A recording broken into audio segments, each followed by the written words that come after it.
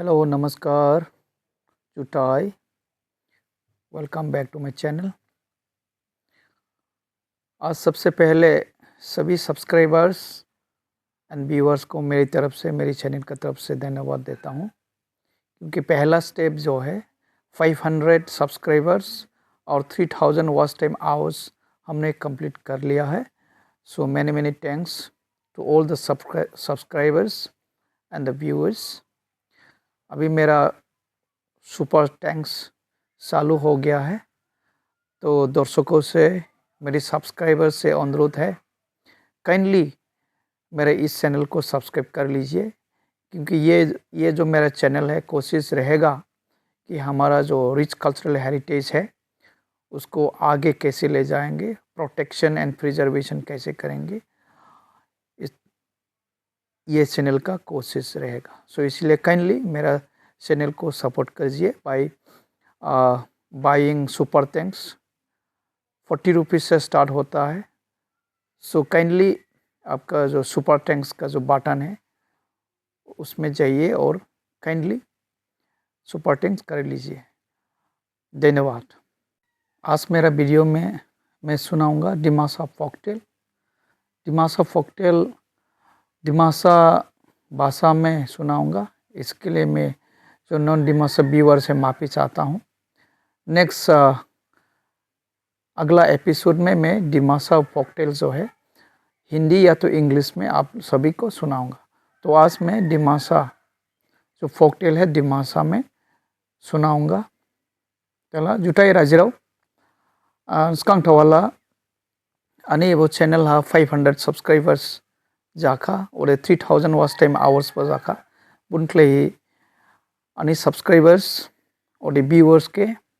ना यारों के क्रिप के वो हम जाओ माखासोमा रिलाडू जुटाई और अनि वो चैनल के सपोर्ट क्लेमन क्ले ही इसी सुपर टैंक्स ब्राई फोटो 40 रुपीज़ निफ्रांग जेन ही 100 to 100 बोनिसी रिफुडू आने चैनल के सपोर्ट क्ले फुडू वो आनी वो चैनल हिल्स हेरिटेज जिमासानी खारमिन जारिमिन जिमासान दारा दिसानी ब्लाम वीडियोस लामा और वो जाहाते फ्यूचर वो रेकर्ड थावगोटे क्ले जिनी फरियान साराव जिनी यंग जेनरेशन्स दारा दिसा मिथिमान क्ले से इवो आनी एवो भाषा दंबा उर्बानी एवो हिल्स हेरिटेज टी खुलिबा उर्बानी एवो हिल्स हेरिटेज के जुरुमान क्ले सपोर्ट क्लेमन क्ले आं खाइसुला दुख्रिको जुथाय सकला दिनी आं जिमासानी खारमिन की खनारिमा बावबा जिमासानी खारमिन बांगबी जारिमिन बो दं खारमिन बांगबी ओदे खाजा थेमिन थायाबा खारमिन बो दं दुखुनी खारमिन बो दं उर्बान जिनी जिमासारावनी खारमिन जिं आजुथु आदायथु खनाबुदु फेमास खारमिन वो आसामफानी खारमिन बांसाबी तो जिनी आं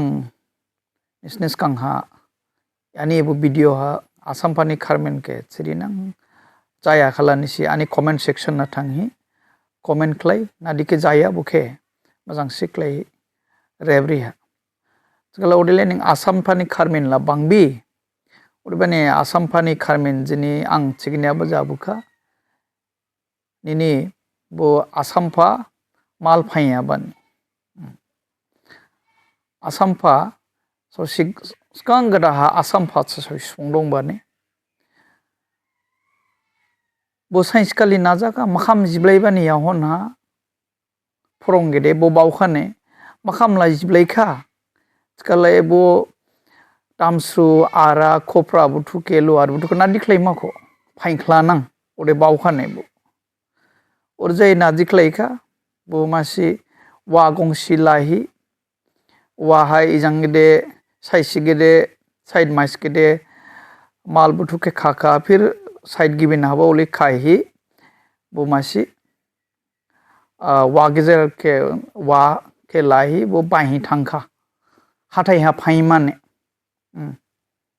लुगुराव आंसाराव राजिराव और एकले ही थांखा हाथाय ला जाइबी हम लेंजावखा ओरैजाय बो नाजिख्लायखा बो फाख्रं बो रायजावखा ओरैबानि नाजिख्लायखा बो फाख्रं के स्लाइमा बावहि बो नादिख्लायखा फाख्रं के स्लाइये ही बुनी बो गोदा के माल पाइया बो गोदा वाके से स्लाइये ही बो सेर गिदिं खाने बाजार गेरे थांयाबा सफुं बे जानि नलाय गेदेनिं फाइफिनखा सेर गिदिंखा बबावखा सेर गिदिं बानि फाख्रं स्लाइखा ओरे बावला हाबु सिगां लायाव दा गेदे बाइबा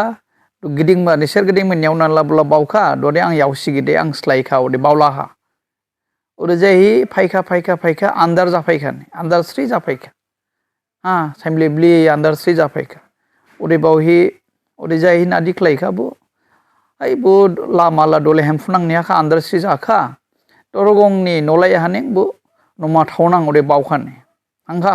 नलाया थांबादे मासि नद्रां दंनाय नलाया नद्रां हा बो बुनि खप्रा आरा बुथुके ओरानिं देंखा पाइफंखे ओदिख्लाय हे बो फिसा आराम ख्लायखा बुनि ओरानिं आनसा गथाम बिरि ब्लाइदु बो नद्रां हा साइमलेब्लि ख्लाय आन्दार स्रिबो जाखा आन्सार बोटु बुखे नुबा जांनें चिकागो आबाय नाजिख्लायबाय एरा ओरे सिंलाहा आसाम फाके ना आसाम फाचिको हे थां नें नाख्लायबाय निसिरा सेरा आन्साराव थां आंनि नफानिया और सिरिक्ला हाने ओरे जाय ही बो आन्साराव ला ग्राहि नहा थांला हाने बुमानि ओरा थांखा इजांगेदे आसाम फाबो ओली निं गमां खाने हारे इबो आनि आन्साराव ना सेरे नाजाबानि आंखे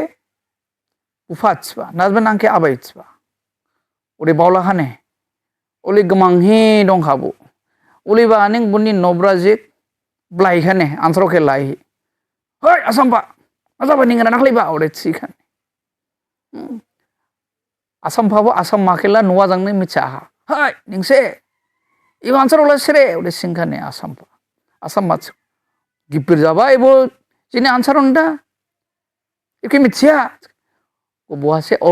आन आन्साराव ओरे ची मिथिबाने ओरे जाय ही ओरे लाइनिं गो जाय साइलाय ही मिलाय ही बुसि नहा फाइफिनबाने रायजोराव लुगुरा फरे आन्साराव